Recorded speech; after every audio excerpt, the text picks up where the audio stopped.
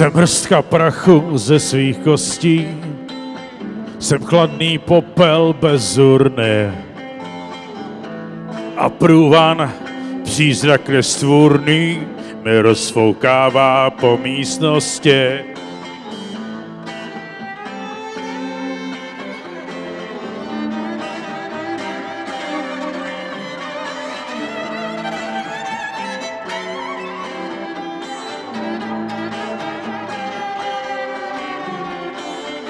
A kde jsi ty, tvá ruka, kde? Jen tichý vzdech se ozval tmou. Jsem popel, jenž už nezahřeje, tvou ruku větrem rozvátou.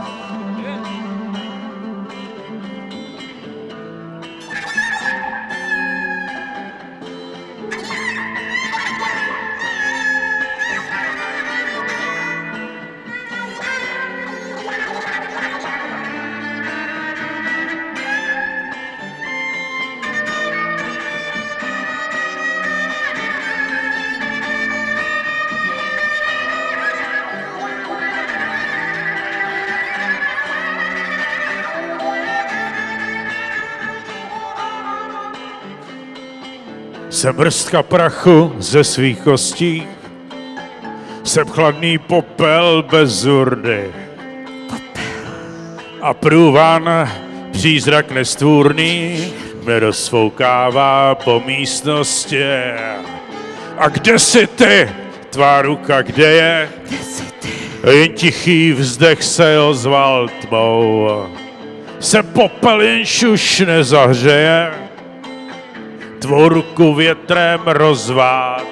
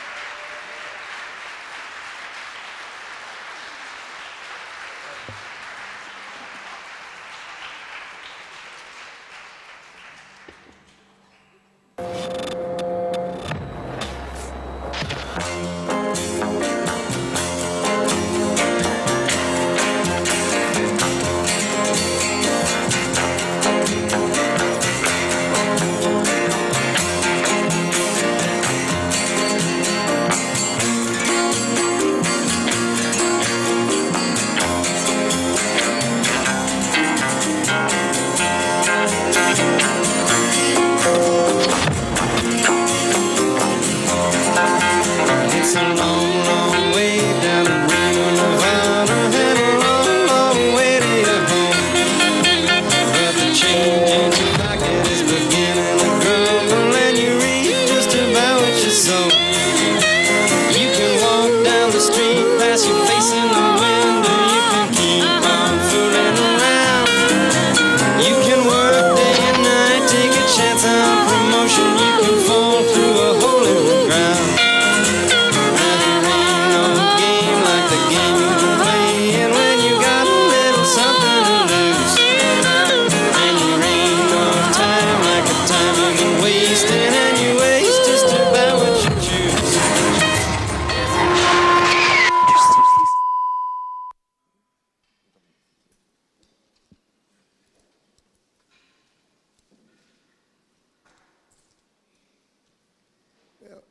Sweet little rock and roller, she never gets any older. So we're going to have Irvine Welsh. It's a gala evening. Irvine Welsh will speak with Petr Vizina from Czech television, and he'll read, Irvine Welsh will read from The Blade Artist, which has just been published in the Czech Republic. So with further ado, I'd like to invite Petr Vizina to the stage. Petr? Hey, hey. Sweet little rock and roller. Dobrý večer. Michael, Michael, can I ask you a few questions before? As long as they're intimate. That's right, yeah, they are very intimate. What's your notion of evil? Why did you choose the topic? As evil as evil. Because you can feel it. You can smell it. And sometimes you can even see it, okay?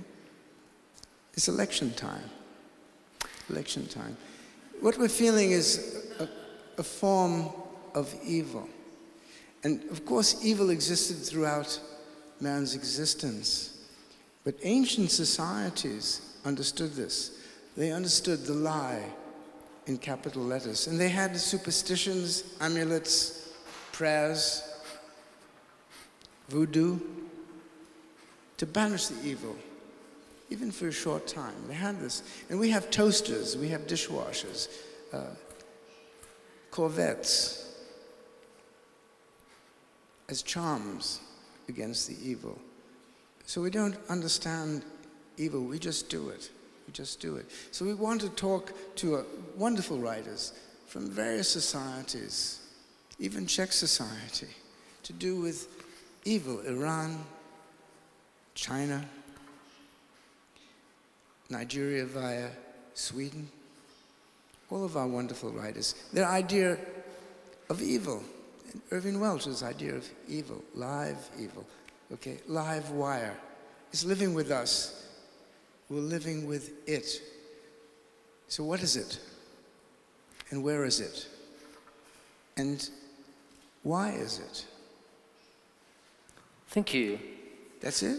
No, that's it. That's it. No, as you said, we're in the middle of elections. We're choosing between good or bad, better, best, worse. And by coming here, you have chosen to see Irvine Welsh. Please welcome him.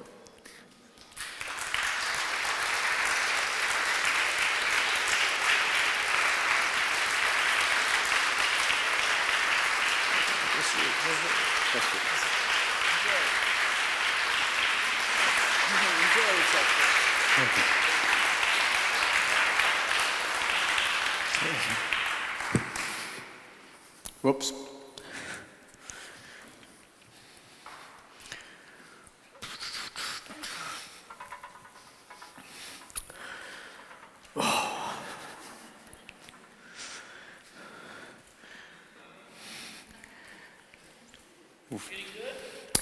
This is the sexiest audience I've ever seen. Thank you.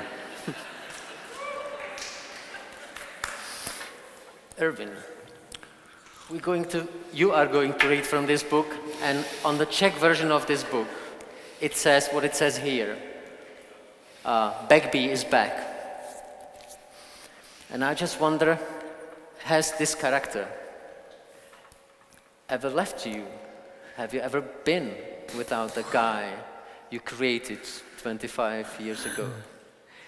Yeah, I think you are. I think I mean, for me personally, I see characters as like, you know, they're like tools in a toolbox. You know, you forge a tool, then you stick it in the toolbox, and you think, I might use this again if the opportunity presents itself, or if I have the right job or the right kind of thematic kind of concern that you want to write about. You see what's in there first. I don't really think about them until, you know, I have to use them again, basically. You know, you kind of, you don't anticipate. It's like kind of opening your toolbox and finding a rusty old screwdriver or spanner. You don't really think about it again, or you're going to encounter it again. It's not really in your consciousness until you take it out and then maybe clean it up a bit and then go for it. Yeah, it looks like a puppet show. You choose Begbie and you put him on stage. Yeah, I mean, I had to kind of refashion him a little bit, you know, sort of chop off a few of the rough edges to make him fit the new thing that I wanted to do. I mean, essentially, I'd lived in America for 10 years, and I wanted to kind of get reacquainted with my home city of Edinburgh. And I thought, who could be my guide? And I thought, well, Begbie would be a nice tour guide. But I'd like him to be transformed, because the character was kind of dead for me. You know, I was bringing him back in other sort of other pieces of writing just to you know, come out of prison, cause havoc, and then go back in jail again. He was like he was a comic relief, basically, and he was essentially dead as a dramatic character. So I thought, how can I change this character? How can I make him more, you know, so bring him back to life in a sense, dramatically? So I did what happens to a lot of people, and when they get to in their 40s and they decide to change, you know, it's a last chance to change realistically. I just thought, well, you can change through love, you can change through art. So I just threw a lot of love and a lot of art his way, you know. Gave him a nice family, made him a successful artist, and took him away from his, from the whole environment that shaped him, basically. He's very happy. In the book, you find him very happy in California. But what the further kind of twist that came to my mind was that, what if he was actually still a nutter, but he was a kind of a cold-blooded one who learned to hide in plain sight. He learned to use this, you know, this family and this artwork as a kind of cover, and he was still a psychopath. He still liked hurting people. Yeah, the what-if thing came to my mind, kept coming to my mind very often when I read the book, because, and that's the evil thing, Begbie was evil back in the days of Trainspotting. He's a psychopath, right? Oh, yeah. Is it too harsh to say that? I think, you know, I kind of have. I think with most, I mean, this is a story, and I think that in most cases, I don't think. I mean, I think you do get the odd. I think you do get psychopaths, but I think that for me, kind of evil is. I don't want to kind of stray into what we'll talk about tomorrow, but for me, evil is more an effect and a cause. You know, it's like it's something that arises out of other sins, like kind of greed and fear, but I think with Begbie, I wanted to get somebody who had a kind of not so much evil, but had a kind of compulsion towards violence, right. A compulsion to kind of expressing himself in that way. And we find him in this book, reformed guy who enjoys family and enjoys love, yet underneath there is still this old Begbie. That's because you couldn't take old Begbie to this time because he would have been dead or serving life prison, right? Yeah, he wouldn't have been a dramatic character. I mean, if you're dead, it tends to spoil your kind of dramatic life, basically. And if you're in prison, it's kind of, unless you're writing a prison novel, you don't really get much kind of sort of traction from a character who's in a small cell on their own all the time. So I had to kind of, I had to reinvent the character, I had to get him into a bigger world, into a broader community that, and you know, all the time he's very much resisting against, trying to resist this pull that he has to go back to being violent. And he identifies his hometown, he identifies returning to his hometown with all this kind of violent socialization of his past. And he's also, in some ways, I think he's taking revenge in his hometown for that. He's taking revenge on his home place because of the way he was brought up and because of the narrow choices that he had back then that kind of made him into what he is. I think he kind of, part of him resents being what he is. So, you know, even though he's kind of made peace with it, he still feels that he shouldn't have had these options shut down. And all throughout the book, you are reasoning whether change is possible, whether you can be really reformed, or whether it's only on the surface. You have better clothes, better wife, better life in America, but whether we are still the same inside, isn't it? Throughout the book. Well, I think one of the points that he makes is that he's learned how to, he's learned mostly how to kind of, you know, his whole thing about violence was very impulsive, it was very hot-headed, so therefore he was jailbait. You know, if you're a kind of an upper middle class, very rich psychopath, you basically just go into politics or business and you can kind of, you can mess many more people over than you can if you're just kind of a hot-blooded guy in a bar, basically. You chose a good place to say that. That's it. Yeah. So there is no hope for politicians, no good reasoning and goodwill set into movement. I don't think so. I think if you're, you know, I think that almost like wanting to have power should be a good reason why you shouldn't have it. I don't really believe in voting. I think that voting as a mechanism for democracy has become too compromised by money. I would just have a lottery. You know, if you got like, seriously, I'm being utterly serious about this, that if you got like in Britain, you've got 630 MPs in the House of Commons, I would have a national lottery, and the first 630 numbers, they would be the parliamentarians. Then I'd have a lottery of that 630, the first 50 would be the cabinet ministers. Then I would have a lottery of of one, and that one person would be the prime minister. And that would have every 5 years this would happen.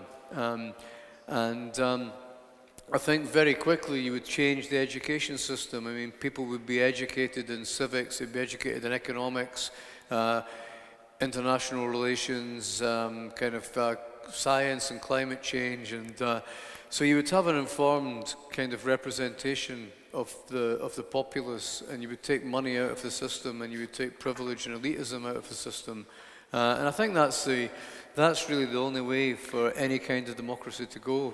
I think I don't think you can have in the whole age of reality TV and popularity contests and super PACs and big business distorting and money distorting the political system. I don't think that voting as a mechanism for democracy can be rescued. I think you have to move on to a lottery system. Now, Irvine, are we starting a new political movement now here? Yeah, I mean, it's not. I mean, this goes right back to the old city-state, the old Italian city-states that the 17th century. That they had a similar kind of system, and I think we're moving. We should be looking at some of these kind of mechanisms, and obviously it was only a very small elite who were eligible for this. But I think now with the information technology we have, it should be a much easier thing to instigate. But you know, you need power to go on with political movement, to fulfill your dream of a lottery in parliament or something. So again, you're with the theme of power, that without power probably. Yeah, I mean, I think that, no, I think these things are systemic. I mean, I think that we're moving into a whole new kind of epoch. We're moving into a very unprecedented kind of era in human history, which is technologically driven. You know, we're looking at the end of a wage economy. We're looking at we're moving into an era where we can no longer pay wages, and where profits are heading towards zero. The costs of manufacturing everything are heading towards zero. So we're in a kind of, we're not tethered to fields or factories anymore. It's the end of the division of labour. So that kind of system doesn't support hierarchy, it doesn't support patriarchy. And I think this is really why so many people, so many kind of white, rich, privileged people are as anxiety-ridden as the very poorest members of society, because they realise that all these changes are counterintuitive to these structures that have kept them in power. And this is where their paranoia and nervousness and angst and belligerence kind of comes from. Which reminds me that backstage we spoke about the difference between rugby and football. And you said that rugby is the upper class thing in England, whereas football is the industrial, you know, working class thing. That's why you like it. It's in a play called Ucpaný systém, based on your acid stories you saw in Davidské divadlo. How did you like it? Did you find your own thinking in that play, in the inscenation? I thought it was amazing. I don't know if has anybody seen the play that's on here in the Czech Republic. It's been on for a few years. I thought it was incredible. I thought it was one of the best adaptations, you know, whether screen or stage, of my work that I've seen.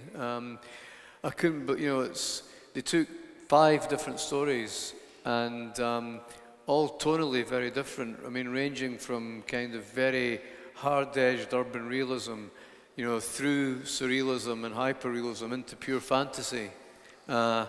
And they made this one cohesive piece of theatre out of it. You know, they had all these characters together on the stage, and it was very much like a kind of, it felt like a very mainstream European piece of theatre. You know, it felt very much kind of, you know, in the traditions of kind of, you know, sort of Kafka, Zola, Beckett, but it also felt very much like the kind of Scottish world that I've created. You know, the characters felt very, very kind of real to that sort of, to that kind of place in my own mind. So I thought it was an absolutely fantastic piece of work. Did you notice that the people there just were drinking beer, they didn't do drugs? It was a check in that way, because all the characters just drank beers, there were no drugs on stage. So that was a bit I objected to. That was the one. I think they should be doing both, obviously, as a Scotsman. Like,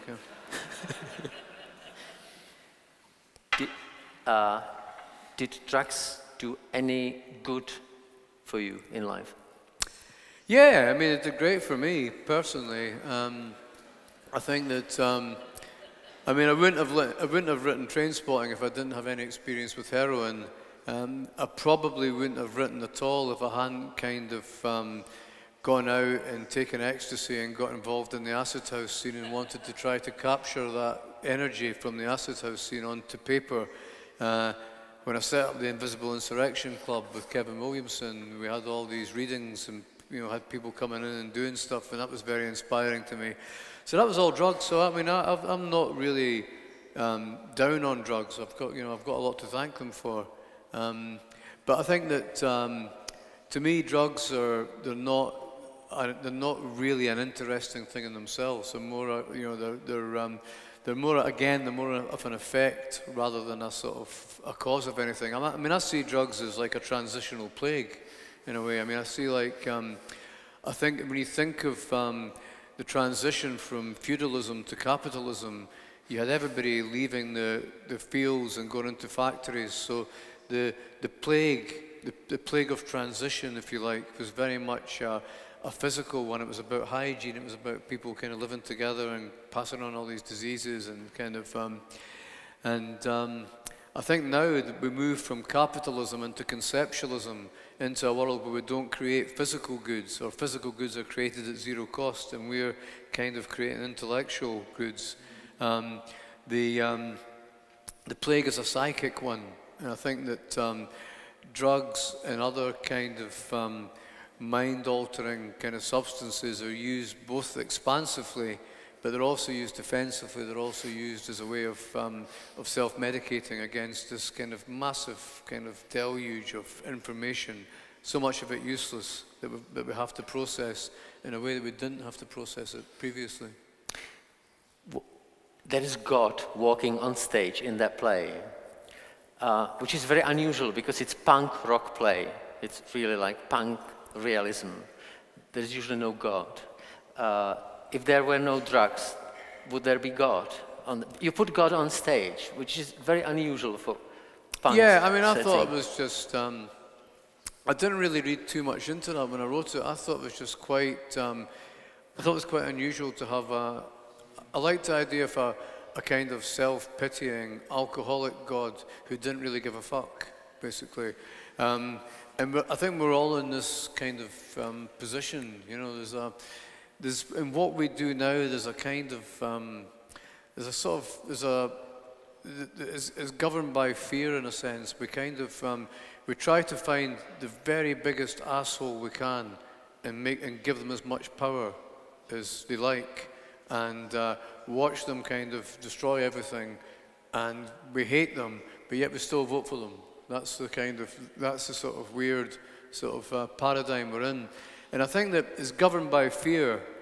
It's like, you know, as Bertrand Russell said about, you know, that's the people that are smart are always full of doubt. It's the kind of, it's the dumbest members in society that have that strident kind of certainty. And we want certainty in times of great uncertainty, but it's illusory.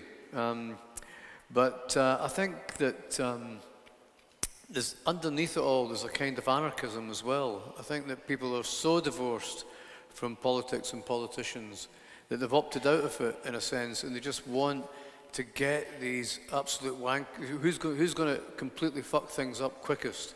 Get them in and let them just tear it apart, because it has become a form of entertainment now. You know, it always strikes me is that you have kind of these kind of weird sort of kind of completely fucked up people running countries and nations, where artists who are supposed to be kind of radical are kind of getting all chin-strokey and kind of frightened about sort of political correctness, and you know, it's bizarre. You know, it should be the other way around, basically. What do you say about the political correctness? By the way, I think we'll be doing much better in this election in Czech Republic now than to have psychopaths, but I just hope. What did you mentioned political correctness. Does it fit with your books? Do you see it as a negative thing? I think, yeah, I mean, I think all the bad stuff is actually good for a writer. It's not good for me as a citizen, but I love it as a writer, because the more nonsense there is, the more kind of pricks there are to kick against, the more energized you feel, and the more stuff, you know, the more if it goes into your writing. But I think that as a citizen, you know, obviously have some concerns about the way things are panning out. And the political correctness thing, how do you, it's been here for a year, like a wave of Me Too, let's say. How do you perceive Me Too thing? Well, I think, I mean, it's, you look at, in any kind of, in any system of oppression, you know, and the patriarchy has been a system of oppression for men as well as women. I mean, for working class men have been thrown into wars to be blown up, and you know, because of the, you know, under the patriarchy. So it's not universally benefited men.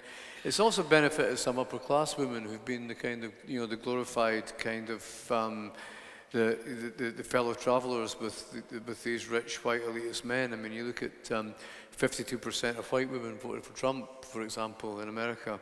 So it's, you know, so I think the whole dissolving of the patriarchy kind of, it really does require women to step up as well as men to step aside. And I think that the kind of the extent of the kind of the crimes of sexual abuse that have kind of come to light now. I mean, I kind of noticed it back in the early 90s with the zero tolerance of abuse to women that Edinburgh Council started, and that kind of prompted me to write Marabou Stork Nightmares. And it's something that now that it's gained this kind of traction, it's, you know, you look at the Kavanaugh case in the United States, the Supreme Court. You're seeing the kind of the full kind of weight of entitled patriarchy trying to crush and sneer its way out of this kind of corner that it's backed itself into. So I think it's like I think the Me Too thing now, it seems bizarre that this didn't actually happen 50 years ago. Which comes back to Begbie. Now, you'll be reading from this book, and you'll be reading about Begbie's sister. And Begbie comes home, and there's no prophet in his home country. He's suddenly the old Begbie, perceived as old Begbie. Yeah, they all want him to. It's one of these things that, you know, one of the hardest things if you decide to change your life is that people don't actually, they say they want you to change, but they don't really, because they're more comfortable with the old you. It's a kind of sort of set of terms of reference, and change is very threatening to other people. You know, if you decide, I mean, it's like, you know, as everybody knows, you know, you go through this period of, you're part of a family, then you try and break away from that. Your peers become very influential, and then you try and break away from your peers and you settle down with someone. And you go through all these kind of changes, but these changes are very difficult for other people to assimilate. And is Begbie's sister right when she says, "You are the old evil, only with better clothes and better behavior"? She kind of sees through him, in a sense, or she believes that she sees through him. You know, there's always, as people will know, there's always, when you try and change or you get a bit pretentious, there's always someone in your family who reckons that they've got you and you'll never, you know, and they can see through you and they can see through all the nonsense that you're trying to manufacture about yourself. Does it happen to you? Yeah, it's my whole family in my case. Like, there's no escape, really. What do they say? Kind of, it's usually about 2 weeks after, like, you know, it's like, lovely to see you. And it's like, 2 weeks later, it's like, when are you going? When are you going to fuck off back to America, basically? So, yeah. Really?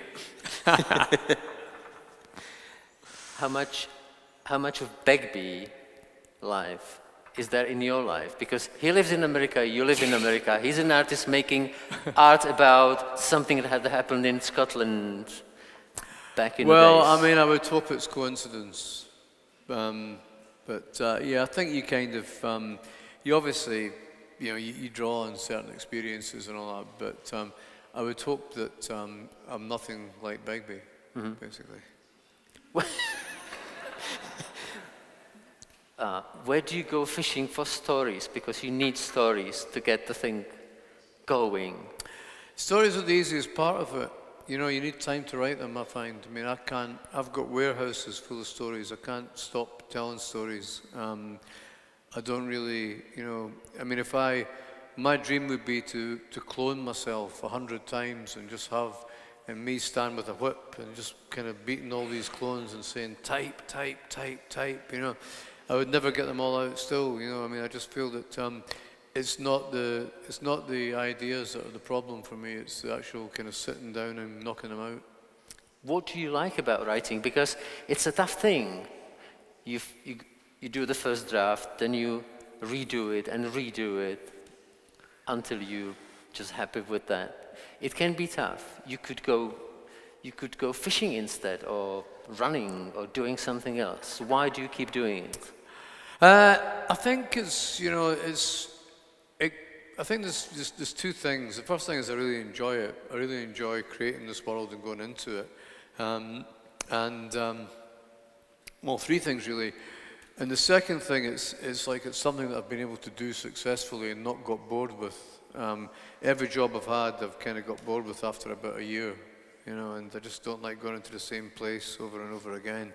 And the third thing about it is it kind of, it takes a lot of emotional energy. It takes a lot of energy for me that would probably go into other things. I mean, I kind of, I'm very much kind of, you know, the devil makes work for idle hands type of person. So I have to have something on the go. I have to have a project on the go that kind of takes that energy from me in a sense. Begbie is 25 years old, or the character is 25 years old. 1993, you created Begbie. Have you ever heard people saying that you multiply evil by portraying it? Cruelty, drugs, everything. I think that kind of, that's the kind of theory about art that if people stopped talking about anything that was unsavory, they can airbrush it out of society, they can airbrush it out of life. I don't think you can. I think that all these things kind of come out of a certain kind of, they come out of a certain mode of kind of relationships that we have, and these relationships have very much to do with how we kind of create wealth, with how we work, with how we maintain kind of power, and how we, you know, and the voracious need for conquest and more power. I think that you can't really just get to a point where you say, well, we're kind of done with all that now. We're in a post-imperial phase. We don't need to do anything like this anymore. We don't have all these kind of issues now. If we just stop talking about all these abuses that have come to be part of our cultural behavior, come to be part of our whole collective pain body and our psychological construct, then this will go. I don't think that's the case. I think that they have to be engaged with in some ways, and the engagement is a very messy thing. But I don't believe in that kind of liberalism that just says, like, you know, let's just kind of forget about all this bad stuff and ignore it and it'll all go away. Right, just whip it out. You said about bad stuff, reminds me of the play in Davidské divadlo. There is God, excuse my language, but it is in the play, saying, I'm deep in the shit, please repair the system for me. God is asking people, repair the system. Yeah. Would your answer be play the lottery for the Senate? Or what would be your answer? How to repair the system so there is less evil in the world? Does it have anything to do with the class system, with power, with industrialization, globalization? Yeah, I think it has something to do with all these things. It's human history, in a sense. It's a way we've kind of, it's a way we've evolved. And I think that we have to get to an understanding that we're no longer in an era of conquest, we're no longer in an era of imperialism, we're in a post-industrial era now, and we have all this technology at our disposal, and do we want to live in freedom, or do we want to live under an authoritarian structure? And I don't think it's left or right anymore. I think that's the basic kind of, that's the basic sort of dilemma that we have to come to terms with. You know, are we kind of big enough to live in, you know, in kind of a real kind of society of anarchy, whereby we kind of we write poems and we make love in the fields and we play football and we kind of we do a bit of farming, or do we need the kind of the jackboot of an oppressor kind of telling us what to do, basically? You want us to be reformed like Begbie is, but do you really believe that people can reform? Yeah, I don't think, I mean, I think that human nature is illusory. I don't think there is such a thing. I think what we are is determined by what we've been and what we're going to become. We're, you know, humanity is in a state of evolution. In other words, even if we did reform, there would be this old sister who would say, oh, you're still the same.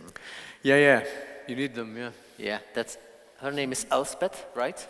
Yeah. And she lives in Scotland and she speaks Scottish. Right. This is chapter 7. It's him coming back to Scotland from California. The plane journey was a glorious, torturous blur of knowledge. The audiobooks blasted into his ears through headphones, now supplemented by the Kindle. It was a magnificent liberation. He could enlarge the text, enhancing his focus on the individual words without the proximate jumbled distraction crowding them out. He learned how to modify the typefaces. Some fonts were easier to read than others, and this experimentation yielded fruit. In tandem with the actors who read him the text, he had taught himself to recognize words on a page.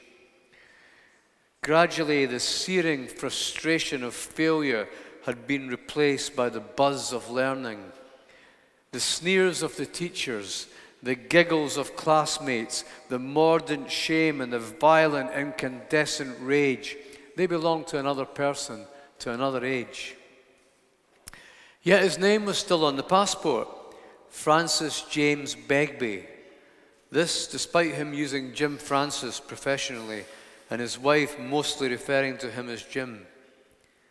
It had been an easy development. By minor coincidence, Melanie's surname was the same as his first name. Nonetheless, she was flattered when he told her that he wanted to be known as Jim. And when Grace arrived, they would all take the surname Francis. "I don't want her growing up as a Begbie," he'd said emphatically. But whatever he was called, he simply hadn't believed that he would ever come back to Scotland.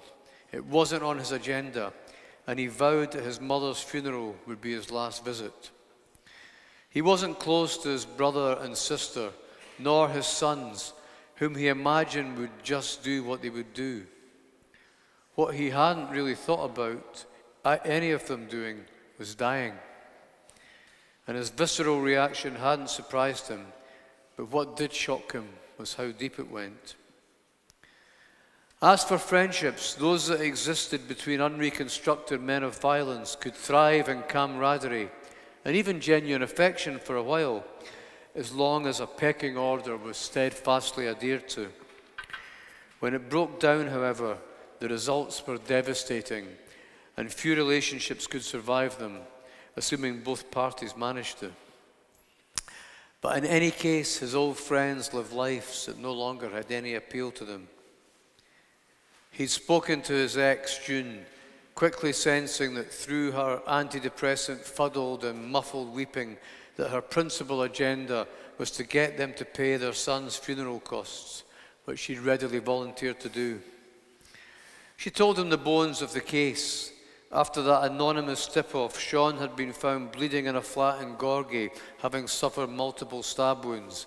The police reckoned he'd been assaulted there, but nobody else was present, and the neighbours heard nothing to indicate a struggle. The flat was rented by a landlord to a well-known drug dealer who was currently serving a prison sentence. There was no evidence of a drug transaction, and as far as anyone knew, the building had been empty a long time prior to Sean moving in. As the flight dragged on, it grew tiring, and the connection from London Heathrow was late. Now he emerges back at Edinburgh, cold and fatigued, wearing a light leather jacket and wheeling out the mid-sized red case he'd stuffed mainly with t-shirts, socks and underpants. Winds from the North Sea blast him as he exits the airport terminal building. It had been a mistake not to bring more appropriate attire. He pulls out his iPhone as a message from the phone company pops into his text box, outlining the extortionate rates he will pay while abroad. It's followed by a more welcome one from Melanie. "Love you." He texts back, "Arrived in one piece, love you." He looks in dismay, realizing that he spelled peace wrong.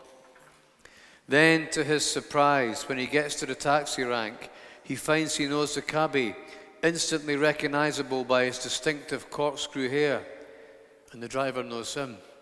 "All right, mate, it's Franco, eh? Sick boys all, mate." Terry. Franco, as he will always be known in Edinburgh, pulls a tight smile back. Juice Terry is one of the city's characters, and it's comforting to see an old face. Last he'd heard, Terry was still making stag vids with his old friend Stickboy and driving a cab in his spare time. "Read all about you, you're doing well," Terry grins. Then his face creases. "Listen, I heard about your laddie. Really sorry, mate. Young boy and all." "Thanks, but I sort of lost touch with him." Terry quickly mulls over the response, trying to work out whether it's genuine or bravado. "Hour for the funeral, aye?" "Aye." Driving Franco to a requested address in Murrayfield and a street that has a mishmash of low-rise dwellings, Terry leaves him a card. "If you ever want a cab, gi'es a shout," he winks. "I didn't have the for hire sign on that much, if you get my drift." Franco takes the card and puts it in his inside pocket, exiting the cab, saying goodbye, and watches Terry speed off. Through a descending, eerie morning mist, he looks across at the imposing rugby stadium. Then, wheeling the red case behind him, he walks the short driveway of the pebble-dashed house where his sister lives with her husband and their 2 sons. He knocks on the door, and Elspeth opens, hair piled high on her head and held there by an almost implausible range of pins and clips. She immediately embraces him, hugging him tightly. "Oh, Frank, I'm sorry. Come in. You must be exhausted." "I'm fine," he purrs, patting her back. They break the grip, and Elspeth takes him indoors to the welcome heat, offering him a beer, which he rather curtly refuses. "Didn't touch that stuff." "Sorry," she says, making a fuss about the apology, then corrects herself. "You still teetotal?" "Nearly 7 years." Elspeth fixes herself a gin and tonic, although it's still morning. "You look really well," she offers, sitting down beside him. Frank Begbie can't say the same about his younger sister. She seems heavier, bloated around the face. "Pilates," he smiles. "You're joking." "Aye, Mel does them. I just go to the boxing club 4 times a week." Elspeth laughs in a manner that sheds years from her. "I couldn't see you doing Pilates, but California, you never know." I suppose stranger things have happened. As if acknowledging the truth in this, Elspeth states, "So you're an artist now then, eh?" "So some people say." Her eyes narrow as she raises a glass to her lips, takes a sip. "Oh, aye. I read about you in Scotland on Sunday. All these Hollywood stars wanting to be pals with you." Elspeth raises an eyebrow. "You ever meet George Clooney?" "Aye, met him once." "What was he like?" "I liked him," Franco concedes. "And because of that, I don't think it's good manners to talk about people when they aren't around." There's a pomposity in his response that rankles Elspeth. "Since when did you start caring about good manners?" It's never too late.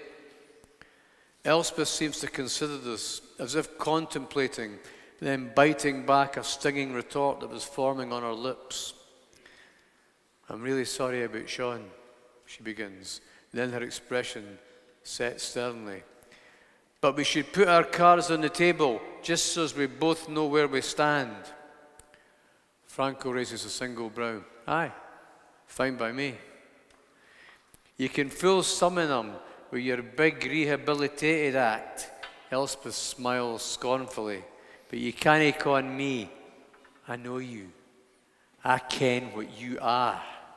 She looks at him, waiting for a reaction.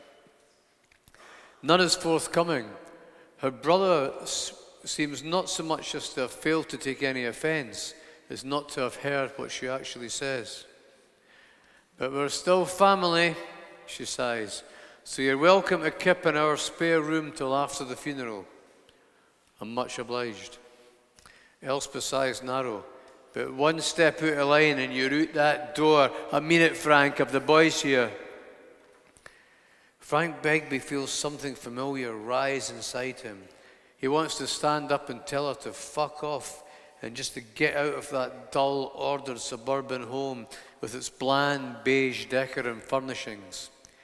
But he sucks air into his lungs and looks at the two china dogs on the mantelpiece. They were his mother's. They came from the old place. Then he turns and nods slowly at her in the affirmative. I understand. Elspeth seems disconcerted at this compliant response and visibly swallows. Sean came round here a few times, you know. Aye? It was good at first, lovely to see him. She smiles before grimly shaking her head. Then, when he went downhill, he was only here to cadge money. I'll pay you back. It's no about that, Elspeth lifts her glass. I didn't want him hanging around Thomas and George. They were good boys, but they looked up to him because he was older, he was their big cousin. Frank tries to take all this in. Sean, his nephew, the house here in Murrayfield. It's acceptable enough, though nowhere is near as impressive as his own home in California, he reflects with some satisfaction. When he was a kid in Leith, Murrayfield seemed to be a millionaire's playground. Now, to his critical eyes, it seems, at least this part of it, just another drab, shabby neighbourhood and nothing whatsoever to aspire to. But his head crackles with static and a huge yawn rips from him. Listen, I'm a bit jet-lagged. Would it be all right to get my head down for a bit? Of course, Elspeth says and leads him through to the spare room. Franco strips to his underpants and gets underneath the duvet, enjoying the luxury of stretching out flat after the cramped plane. He drifts off into an unsatisfactory sleep full of disjointed dreams. A few hours have elapsed when he is woken by noises coming from downstairs. Punching Terry's number into his iPhone, he does some stretches followed by a bit of shadow boxing to the full-length mirror and 150 push-ups before taking a shower. The boys, Thomas and George, aged 10 and 9, have returned from school. They regard him in blank fascination. After an exchange of pleasantries about flights in America, George ventures, Mum said you were in prison. George, Elspeth hisses. No, it's okay, Franco smiles. Yes, I was. Wow, you must have done some bad things, right? Some bad things, Franco concurs, but mostly stupid things. That's why people go to jail. But you lads seem too smart for that caper. So how's school?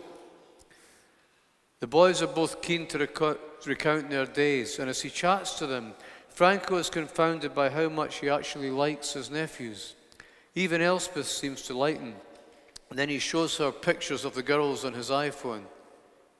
They're beautiful, she says, but almost an accusation, her tones hinting at the inevitability of him somehow destroying them. Greg, Elspeth's husband, arrives home from work.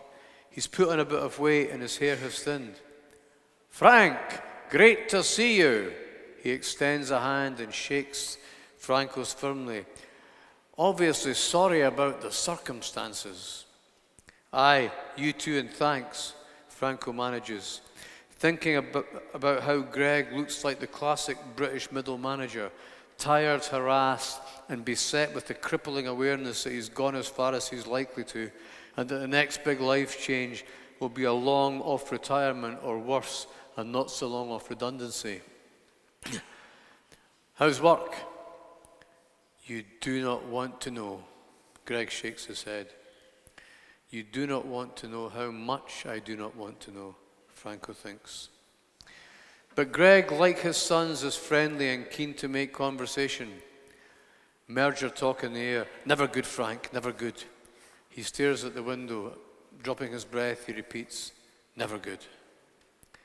After dinner, Franco is disconcerted to find himself calling it that too instead of tea. The boys go to their rooms, and Greg gets more serious, nursing a whiskey, as Elspeth loads up the dishwasher in the kitchen. I really admire you, Frank, the way you've turned your life around through art. It must be so rewarding.